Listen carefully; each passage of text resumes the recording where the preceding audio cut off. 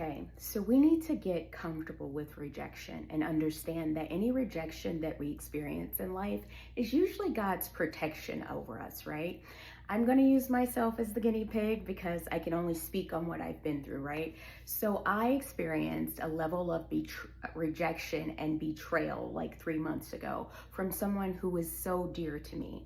And at the time, I had already released this thing, but I thought, well, I know that at the time when I released it, I was releasing it on my own terms. See, all of this was ego. But because the thing came back and hurt me in a different way, that wasn't on my terms, I experienced rejection by this person. I experienced betrayal by this person. And this thing tore me out the socket. I mean, I was down for like 2 months, or not 2 months, but 3 weeks. I was down for at least 3 weeks.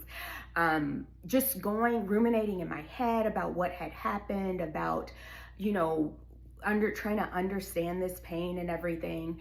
But I realize now that the reason we have to get comfortable with rejection is that because God sees past us. He sees past our situations. He sees, his understanding surpasses ours, correct? So there is nothing about any relationship that we're going to ever have that God is going to allow to stay in our life that he knows will tear us down to the core. And I know we've experienced relationships that have brought us a lot of pain, but just know that it can always be worse. It can always be worse. God will never allow a situation to tear you down to no return. And he allowed this situation. He came in, granted, I had prayed that God take this situation from me, but God came in and took this situation away from me in such a way that he tore it down, burned it to the ground to the point where I could never go back to it.